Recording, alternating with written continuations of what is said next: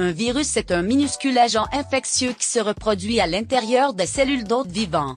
Lorsqu'elle est infectée, la cellule hôte est forcée de produire rapidement des milliers de copies identiques du virus d'origine. Contrairement à la plupart des êtres vivants, les virus n'ont pas de cellules qui se divisent. De nouveaux virus s'assemblent dans la cellule hôte infectée. Ils contiennent des gènes qui leur permettent de muter et d'évoluer. Plus de 4800 espèces de virus ont été décrites en détail, sur des millions dans l'environnement.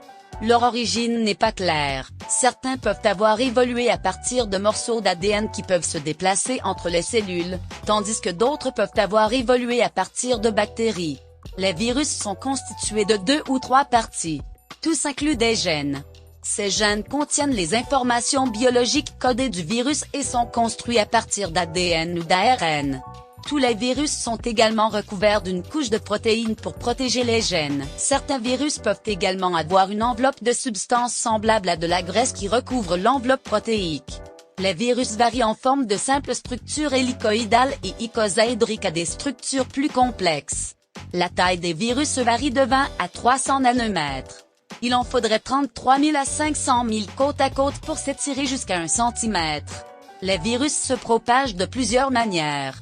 Bien que beaucoup soient très spécifiques quant à l'espèce hôte ou au tissu qu'ils attaquent, chaque espèce de virus repose sur une méthode particulière pour se copier. Les virus végétaux sont souvent propagés d'une plante à l'autre par des insectes et d'autres organismes, appelés vecteurs.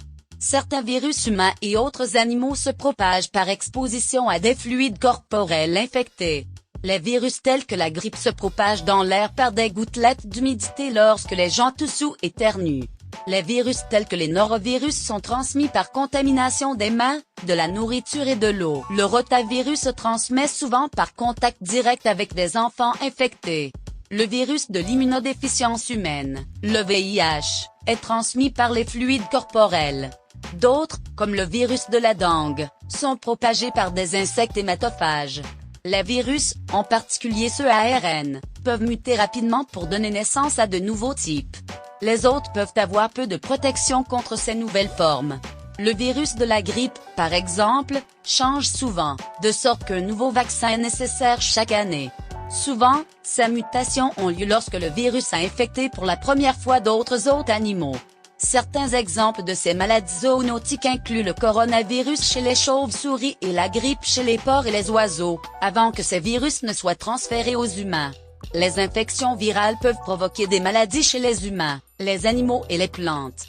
Chez les humains et les animaux en bonne santé, les infections sont généralement éliminées par le système immunitaire, qui peut fournir une immunité à vie à l'autre contre ce virus. Les antibiotiques, qui agissent contre les bactéries, n'ont aucun impact, mais les médicaments antiviraux peuvent traiter des infections potentiellement mortelles. Les vaccins qui produisent une immunité à vie peuvent prévenir certaines infections.